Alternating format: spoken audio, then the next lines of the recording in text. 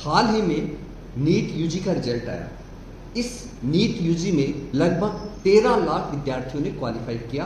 कुल 25 लाख विद्यार्थियों ने इस परीक्षा में भागीदारी की। तो सबसे पहले मैं उन सभी विद्यार्थियों स्टूडेंट्स को शुभकामनाएं देना चाहूँगा जिनका अंतिम चयन इस परीक्षा में हो गया है।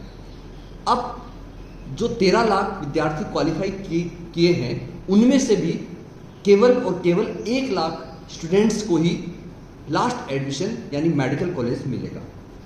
अब मेडिकल कॉलेज मिल गया, उन विद्यार्थियों को तो एमबीबीएस में एडमिशन हो जाएगा, लेकिन बाकी बचे विद्यार्थी क्या करें? तो आज मैं आपसे चर्चा करना चाहूँगा कि अगर आपका नीट में सिलेक्शन नहीं हुआ है तो आपके पास और क्या क्या ऑप्शन है।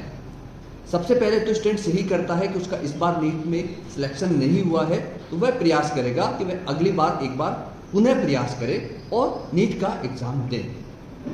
यदि आपको ये लगता है कि अब आपको नीट का एग्जाम नहीं देना है, उसकी तैयारी नहीं करनी है, तो आपके पास और क्या क्या ऑप्शन हो सकते हैं।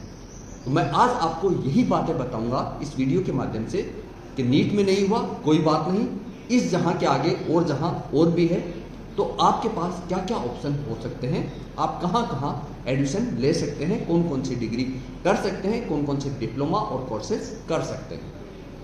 अगर आपका मन यही है कि हमें इसी फील्ड में जाना है, तो एमबीबीएस में आपका सिलेक्शन नहीं हुआ, बीडीएस में आपका सिलेक्शन नहीं हुआ, तो आप कर सकते हैं। उसके बाद जो मैं आपको बताने जा रहा हूं, आप यूनानी पैथी में BUMS कर सकते हैं, आप होम्योपैथी में BHMS कर सकते हैं अगर आप उधर जाना चाहते हैं, आप नेचुरोपैथी में BNYS कर सकते हैं, आप वेटनरी में BVSC कर सकते हैं और फिजियोथेरेपी में आप BPT कर सकते हैं। तो ये इसी मेडिकल लाइन में अगर आपको होम्योपैथी या एनिमल डॉक्टर्स बनना है या आयुर्वेद का डॉक्टर बनना है तो आप ये कोर्सेज इसमें आप काउंसलिंग में पार्टिसिपेट करके अपना एडमिशन करवा सकते हैं। फिर यदि आपको इनमें भी आपका एडमिशन नहीं हुआ या आपका इंटरेस्ट नहीं है जाने में, तो आप मेडिकल लाइन में ही अपना फील्ड चयन करते हैं। तो आपके पास क्या क्या ऑप्शन हो सकते हैं, आप B फार्मा कर सकते हैं, आप BSc नर्सिंग काउंसलिंग के द्वारा कर सकते हैं, आप ऑक्यूपेशनल थेरेपी BOT कर सकते हैं, आप BSc एनेस्थीसिया कर सकते हैं, BSc कार्डियक टेक कर सकते हैं, BSc मेडिकल लैब कर सकते हैं, BSc रेडियोथेरेपी कर सकते हैं, BSc clinical, BSc nuclear medicine, BSc operational theatre editing, BSc physician assistant. ये कोर्सेज भी आप इसी मेडिकल लाइन में जाकर आप कर सकते हैं। इसके अलावा आप पैरामेडिकल में जाना चाहते हैं तो वहाँ पे भी आपके पास ऑप्शन है, आप डायलिसिस टेक्नीशियन बन सकते हैं, आप ECG टेक्नीशियन बन सकते हैं, आप एक्सरे टेक्नीशियन बन सकते हैं। इसके अलावा ऑपरेशन थिएटर टेक्नीशियन में भी आप अपना डिप्लोमा या कोर्सेज कर सकते हैं। अब ये तो बात रही आपकी मेडिकल लाइन में ही अगर आपको अपना फील्ड का चयन करना है, चुनाव करना है, तो आप ये कोर्सेज कर सकते हैं। अब आपको लगता है कि आपको मेडिकल लाइन में आपने नीट की तैयारी की, नहीं होना है, नहीं हो पा रहा है आपका, तो अब आप अपना फील्ड चेंज भी कर सकते हैं। अगर चेंज करना चाहे तो आप NDA, आर्मी और एयरफोर्स की तैयारी कर सकते हैं। उसके लिए आप अपने आप को तैयार कर सकते हैं। बहुत से कोर्सेज आप इसमें करके और एग्जाम के थ्रू आप NDA एग्जाम क्लियर करके और नेवी और आर्मी है इनके एग्जाम क्लियर करके आप इस लाइन में भी आप जा सकते हैं। देन अब आपका ये भी टारगेट नहीं है या यहाँ पर भी आपका चयन नहीं हो रहा है तो आप टीचिंग लाइन पसंद करते हैं, तो टीचिंग लाइन 12th के बाद आपको DLD का कोर्स होता है, वो कोर्स आप एग्जाम के थ्रू क्वालिफाई करके उस 2 ईयर कोर्स को आप कर सकते हैं। तो ये प्राइमरी एजुकेशन में आप टीचर बन सकते हैं, प्राइमरी स्कूल टीचर आप बन सकते हैं। इसके अलावा कुछ कोर्सेज और भी है जो टीचिंग के हैं। UDPED 2 साल का ये कोर्स है, आप टीचर बन सकते हैं, पैट टीचर बन सकते हैं इसमें।